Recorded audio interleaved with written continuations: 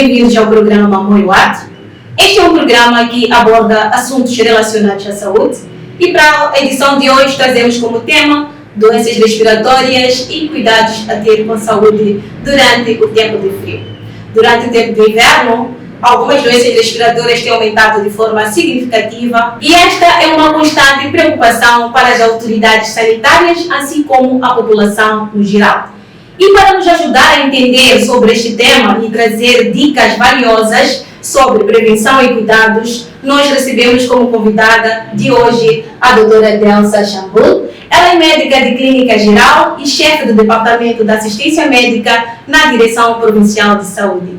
Doutora Delsa, muito obrigada por aceitar o nosso convite. Seja bem-vinda. Muito obrigada pelo convite. É uma honra poder estar aqui no programa e poder falar sobre as doenças respiratórias, que sim, como muito bem disse, é uma questão que realmente tem preocupado as autoridades a nível da nossa província e queremos deixar o nosso contributo para que estas doenças tenham menos peso para todos que estamos aqui a assistir. Certo. Doutora, sem mais delongas, gostaria de saber quais são as doenças mais comuns da época? Na época de inverno em que nós estamos, as doenças mais frequentes são o resfriado, a gripe, a pneumonia.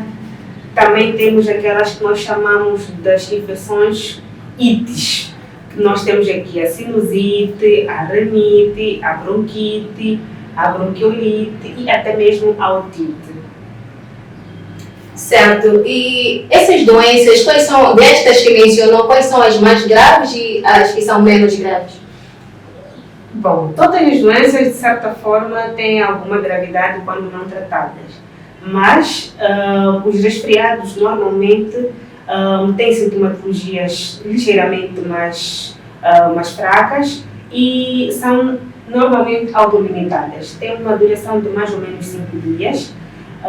Quando queremos comparar com, por exemplo, a pneumonia, que é uma doença que já tem afetação do pulmão e é, de certa forma, mais grave quando comparamos com o resfriado e também tem a duração maior, que é de mais ou menos 7 dias a 15 dias. Mas todas elas, no final, preocupam-nos porque a saúde é o bem-estar físico e se nós não temos o bem-estar físico, temos a presença destas doenças. Certo, doutora. Mencionou o resfriado. Gostaria de começar por entender quais são os sintomas do resfriado. Normalmente as doenças respiratórias têm mais ou menos as mesmas sintomatologias. Falando especificamente do resfriado, vamos ter ou podemos ter, porque não é uma constante que nós vamos ter essas sintomatologias, mas podemos ter a presença de dor de cabeça, podemos ter dor na garganta, podemos ter a rinoreia, que é na verdade a presença de secreções nasais, podemos ter dor da garganta e pode ou não apresentar febre. E sendo que essas doenças apresentam sintomas muito parecidos, é difícil diferenciar o resfriado das outras doenças mais graves? Para melhor diferenciação destas doenças, é sempre bom consultar um profissional de saúde, porque ele sim tem matérias suficientes para poder diferenciar uma da outra. Mas é importante que durante os primeiros 4 dias de doença possamos prestar atenção em relação ao nosso bem-estar. Não é? E a posterior a isto, dependendo de como vamos evoluir, é importante sempre procurar um profissional de saúde, que ele sim poderá dar melhores instruções na relação ao tratamento e assim como o diagnóstico da doença. Doutora, é verdade que alguns animais ou plantas podem influenciar na ocorrência dessas doenças?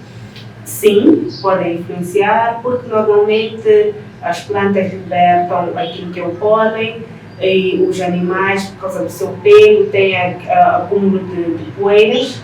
Isto pode criar alguma irritação como eu já havia dito, por exemplo, para as sinusites, para as rinites e assim mesmo para a asma.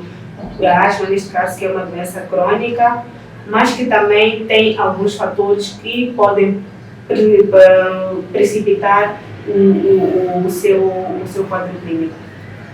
E por que essas doenças respiratórias, estou a falar no geral, tem-se notado o seu aumento durante esta época fria do ano? Bem, temos notado o aumento destas doenças nesta época fria porque geralmente temos a tendência de ficar em ambientes um bocadinho mais confinados.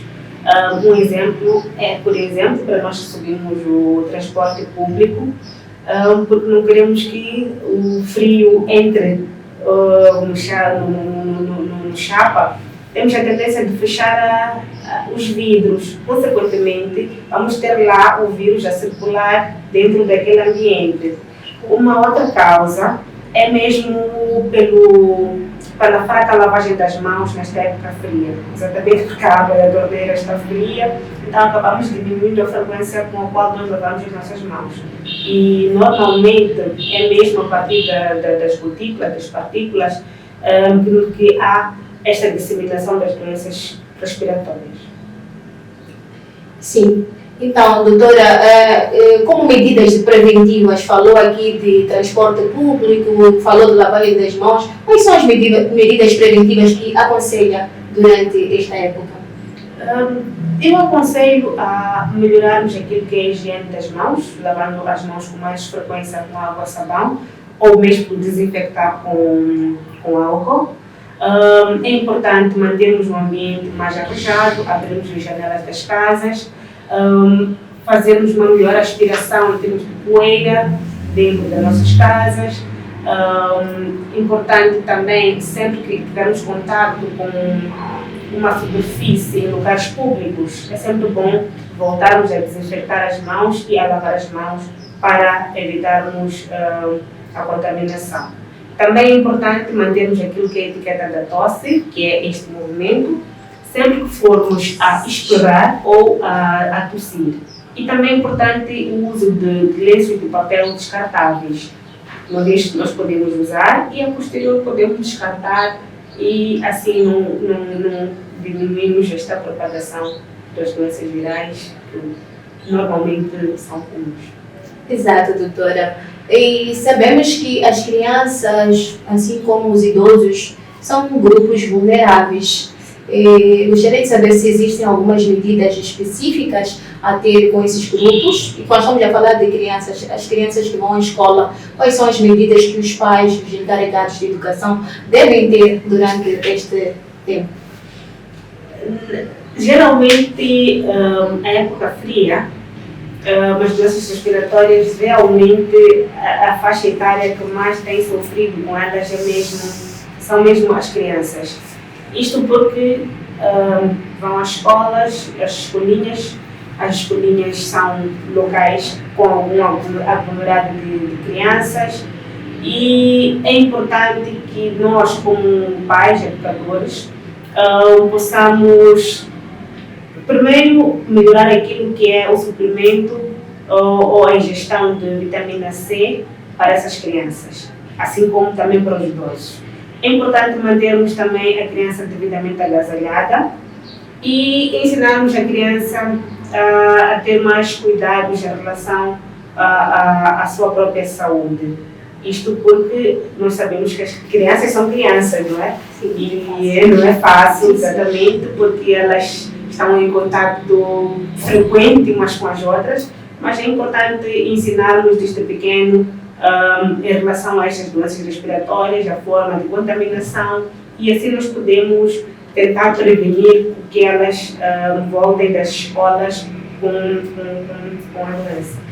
Sim, e acredito que os educadores, os professores também têm um papel fundamental neste processo. Claramente, porque eles estão lá e são eles que são os pilares nas escolas, e é importante que eles também possam ensinar essas crianças e controlar, monitorar essas crianças para poderem prevenir-se contra a gripe e também outras doenças de forma respiratória. Doutora, quando esteve aqui a explanar acerca dos cuidados, mencionou a vitamina C, a suplementação com a vitamina C. A suplementação com a vitamina C está disponível na unidade sanitária ou os pais devem adquirir nas farmácias privadas? Como é que funciona?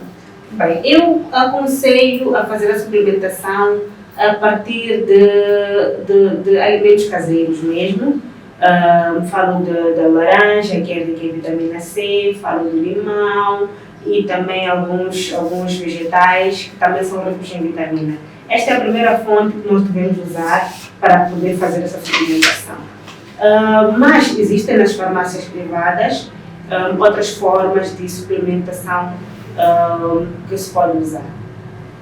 Obrigada, doutora. Faremos de seguida uma breve pausa e chamaremos o intervalo.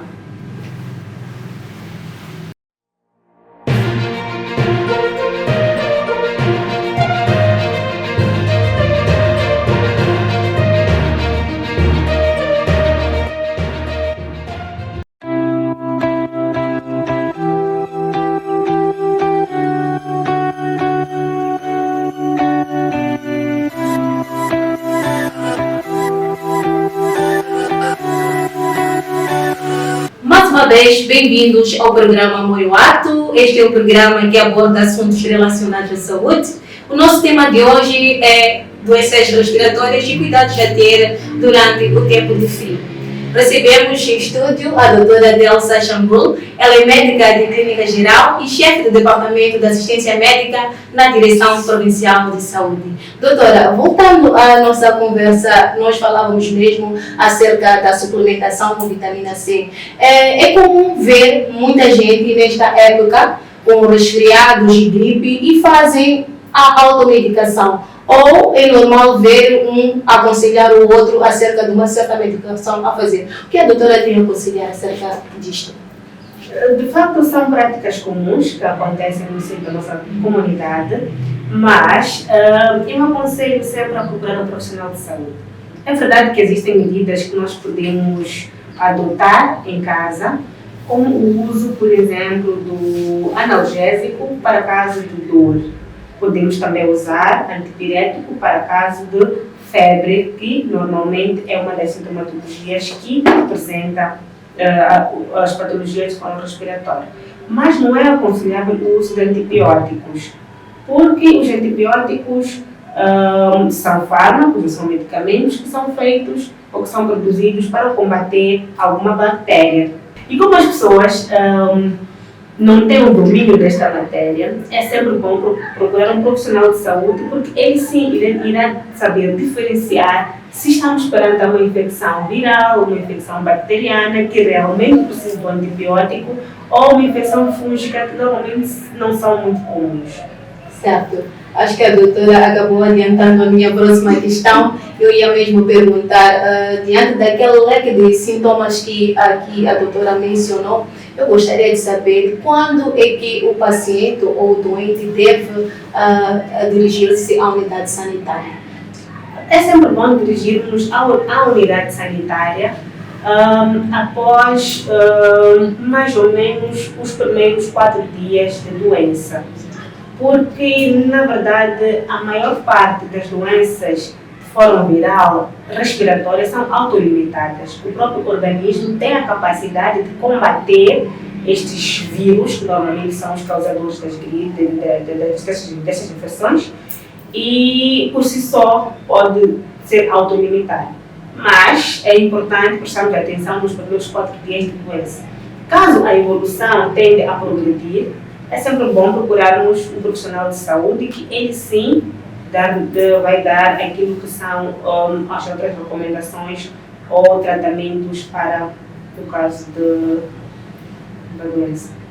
E acerca das medidas caseiras, a doutora tem algum conselho acerca? Tenho sim. Os chás enriquecidos com limão, com mel, são bons, ajudam a combater as gripes e os resfriados. Também temos os xaropes caseiros, que normalmente são feitos na base de cebola e açúcar ou mel, assim como os xaropes de cenoura, que que também são muito bons, principalmente para as crianças. E a base é a mesma, é a cenoura ou a cebola, com mel ou açúcar. E também, como já havíamos referenciado, ingestão de alimentos ricos em vitamina C.